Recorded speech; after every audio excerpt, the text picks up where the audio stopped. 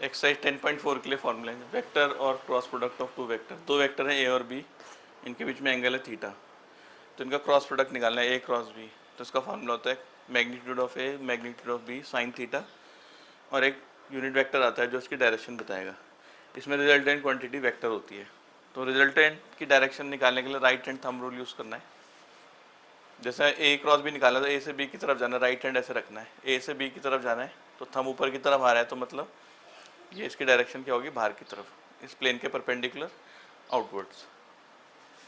तो अगर ए cross B करें वो माइनस बी क्रॉस ए के इक्वल होता है, क्योंकि ए क्रॉस बी की डायरेक्शन ऊपर है तो बी क्रॉस ऐसे निकालेंगे, नीचे की तरफ जाएगी डायरेक्शन, इसलिए माइनस में आएगा। ए क्रॉस है जीरो, क्योंकि इनके बीच में एंगल जीरो होगा आपस में, साइन जीरो हो जाएगा जीरो। फिर यहाँ से साइन थीटा की वैल्यू निकाल सकते हैं, magnitude of A cross B, नीचे magnitude of A magnitude of B. इसमें निकालना है unit vector perpendicular to A and B. एक ऐसा वेक्टर निकालना है जो ए और बी दोनों के परपेंडिकुलर हो, जैसे एन है, ए और बी दोनों के परपेंडिकुलर था ये, तो उसकी वैल्यू ये होती है A cross B upon mod A cross B plus minus में, क्योंकि बाहर की तरफ भी हो सकती है और अंदर की तरफ भी हो सकती है। फिर ये याद रखना आई क्रॉस आई जे क्रॉस जे के क्रॉस के जीरो होता है, क्योंकि जब दोनों वेक्टर सेम होते हैं तो जीरो होता है इसमें, क्योंकि इनके बीच का एंगल जीरो होता है, तो साइन जीरो जीरो हो जाएगा। आई क्रॉस जे करेंगे, मान लो ये आई है और ये जे वाई एक्सिस में, तो आई से जे की तरफ जाएंगे तो जेड एक्सिस मिलेगी, के मिलेगा, और जे क्रॉस आई करेंगे तो माइनस के मिलेगा। जे क्रॉस के करोगे तो आई मिलेगा, लेकिन अगर यहाँ जे क्रॉस आई करेंगे तो माइनस के मिलेगा, तो आई क्रॉस जे के होता है, जे क्रॉस के क्रॉस आई जे। अगर इसको उल्टा कर दोगे जे क्रॉस आई माइनस के क्रॉस जे माइनस आई, और आई क्रॉस के माइनस जे होगा। अब इनके क्रॉस प्रोडक्ट को सॉल्व करने के लिए डिटर्मिनेंट की तरह करते हैं, पहले आई जे के लिखते हैं, फिर वेक्टर ए की वैल्यू रख देंगे A1 A2 A3, vector B की B1 B2 B3, फिर से एक्सपेंड कर लेंगे डिटर्मिनेंट की तरह। फिर मान लो कि ट्राइंगल है ABC, इसका एरिया निकालना है, तो उसके एरिया का फॉर्मूला है हाफ AB क्रॉस AC का मॉड।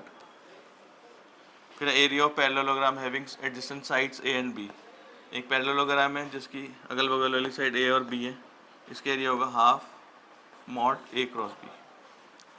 पैरेललोग्राम जिसके डायगोनल्स दिए रहेंगे हमें D1 और D2 दोनों डायगोनल दिए, इसके एरिया का फॉर्मूला होता है हाफ दोनों डायगोनल के क्रॉस प्रोडक्ट का मॉड। एक्सरसाइज 10.4 के क्वेश्चन नंबर 1 में दिया है वेक्टर ए और वेक्टर बी दिया है और ए क्रॉस बी का मॉड निकालना है। तो पहले ए क्रॉस बी निकाल लेंगे डिटर्मिनेंट की तरह, आई जे के लिखेंगे, फिर यहाँ पर ए की वैल्यू 1 माइनस 7 7 और 3 माइनस 2 2 से एक्सपेंड करेंगे, तो पहले आई लिखेंगे, आई की लाइन में ये आएगा, तो ये 4 बचेंगे, माइनस 14 प्लस 14, फिर माइनस जे की लाइन में ये और ये आ जाएगा, तो 2 माइनस 21, फिर के लिखेंगे, के की लाइन में ये और ये आ जाएगा, तो माइनस 2 प्लस 21, ये 19J प्लस 19K। इसका मैग्नीट्यूड निकालना अंडर रूट 19 का स्क्वायर प्लस 19 का स्क्वायर, ये 2 टाइम्स 19 का स्क्वायर, तो 19 रूट 2। क्वेश्चन 2 में वेक्टर ए वेक्टर बी दिया है और हमें एक यूनिट वेक्टर निकालना है in the direction of A plus B, जो दोनों के परपेंडिकुलर ए प्लस बी और ए माइनस बी। तो ए प्लस बी को हम वेक्टर ए मान लेते हैं और इन दोनों को प्लस कर देते हैं, 4i 4j 0k, और ए माइनस बी को मान लेते हैं कैपिटल बी, तो 2i 0j और 4k। तो हमें यूनिट वेक्टर निकालना है जो ए और बी दोनों के परपेंडिकुलर हो, मतलब इन दोनों के परपेंडिकुलर। तो उसका फॉर्मूला लिखा रखा है ए क्रॉस बी का मॉड, ए क्रॉस बी अपॉन ए क्रॉस बी का मॉड। तो पहले ए क्रॉस बी निकाल लेते हैं, पहले आई जे के लिखेंगे, इसकी वैल्यू ए कैपिटल ए की वैल्यू 440 और इसके 204, इसे एक्सपेंड करेंगे, आई लिख के 16 माइनस 0, फिर माइनस जे आएगा, सी भी 16 माइनस 0, फिर के साथ ये लाइन गई 0 माइनस 8, ये आगे सॉल्व करके 8 कॉमन ले लेते हैं, इसका मैग्नीट्यूड निकालते हैं, 8 प्लस ये आ जाएगा बाहर, अंडर रूट 4 प्लस 4 प्लस 1 9, तो 24। तो ये फार्मूला है, इसमें वैल्यू डाल देंगे, ए क्रॉस बी की वैल्यू ये है और नीचे मैग्नीट्यूड है इसका 24, ये अपॉन ये, फिर अलग अलग कर देंगे सब, ये 8 3 कट जाएगा, 3 सबके नीचे अलग अलग चला जाएगा, तो ये है इसका आंसर।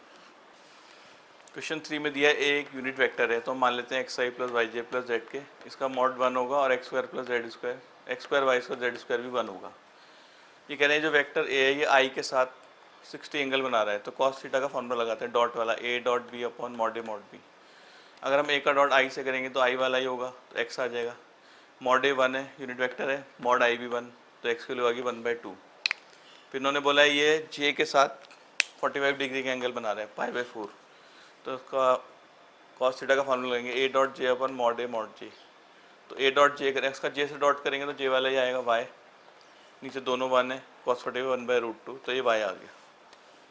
अब इसमें एक्स और वाई के वैल्यू इसमें डाल देते हैं, यहाँ से जेड आ जाएगा सॉल्व करके 1/2 1/4, तो उसका रूट हो जाएगा 1/2।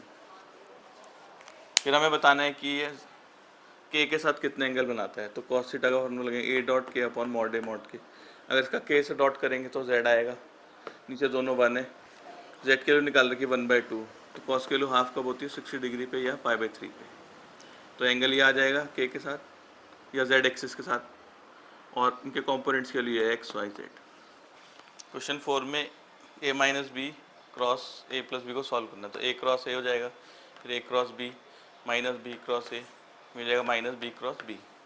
तो a क्रॉस ए तो होता है 0, माइनस बी क्रॉस ए को हम लिख सकते हैं प्लस a क्रॉस बी, ये जब आगे पीछे होते हैं साइन चेंज हो जाता है, और b क्रॉस बी भी 0 होता है, तो ये जाएगा 2a क्रॉस बी।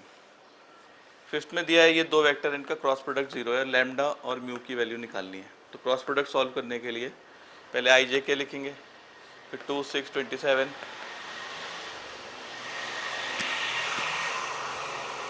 और फिर आ जाएगा 1 लैम्डा म्यू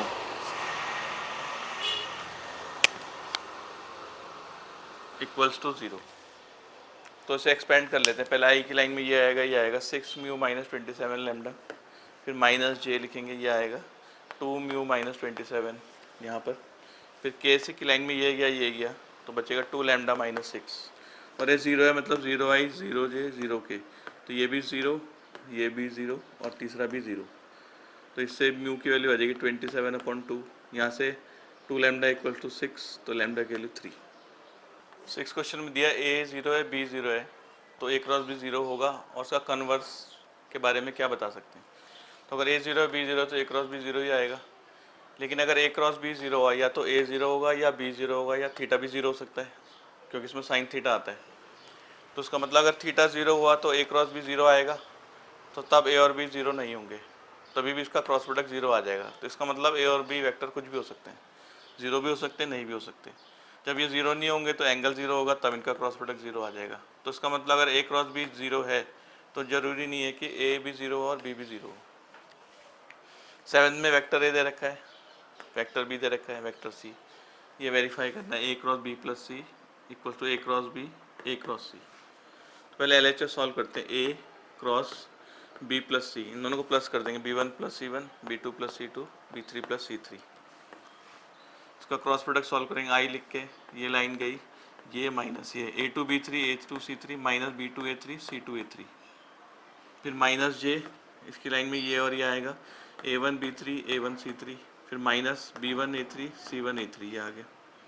फिर के लिख के की लाइन में ये आएगा, तो a1 b2 a1 c2 minus b1 a2 c1 a2, इसको इतना ही छोड़ देते हैं।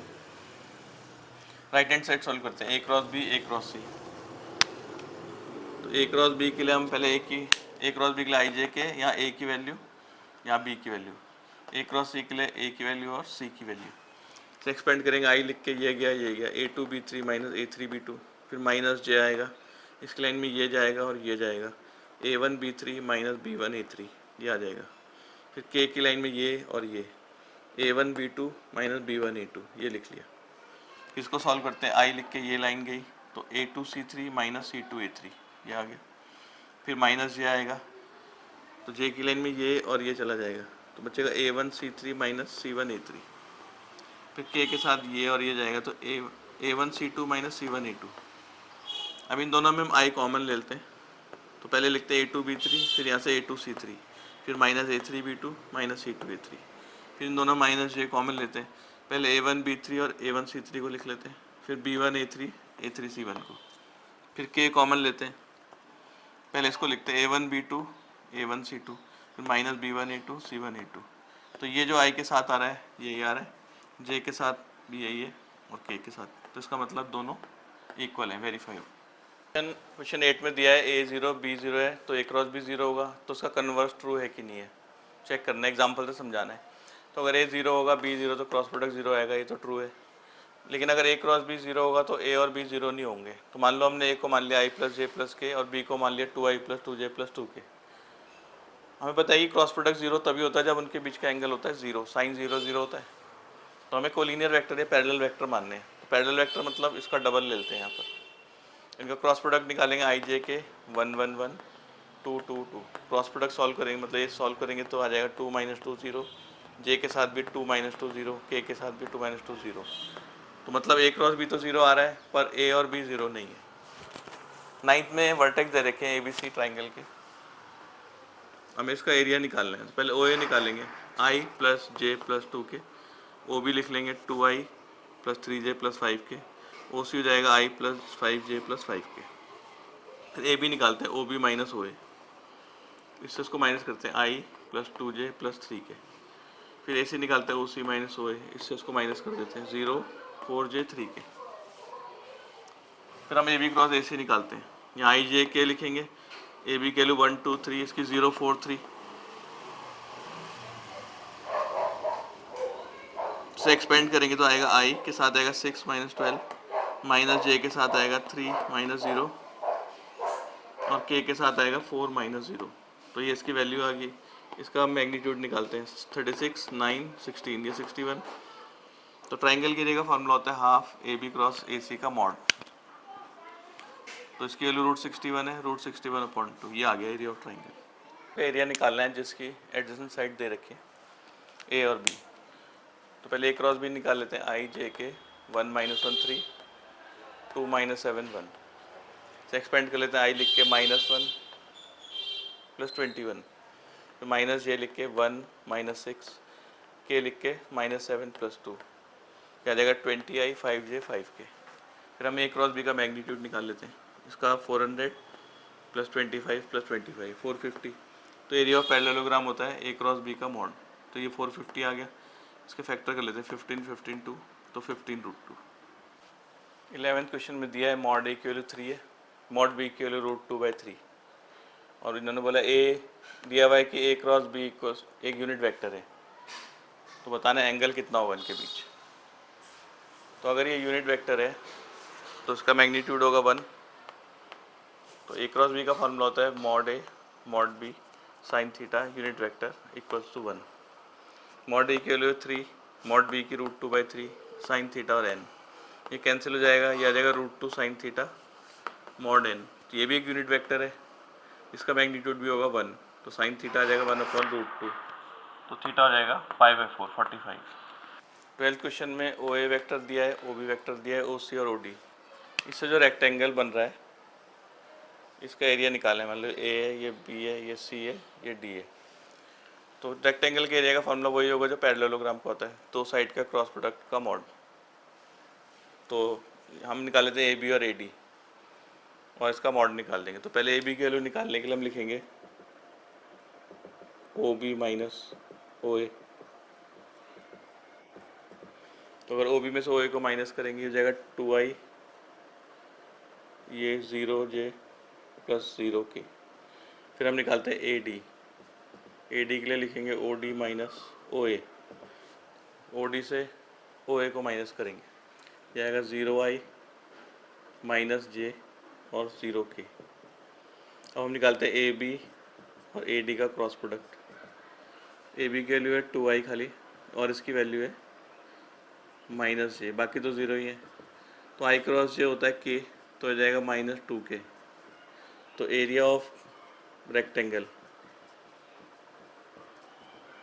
जैसे पैरेललोग्राम का एरिया होता है दो एडजेसेंट साइड के क्रॉस प्रोडक्ट का मॉड, तो A B cross A D का मॉड, इसका मॉड निकालेंगे तो क्या आएगा अंडर रूट, बाकी तो 0 है आई जे के वाले, ये 2 का स्क्वायर जाएगा 4, यानी कि इसका एरिया 2।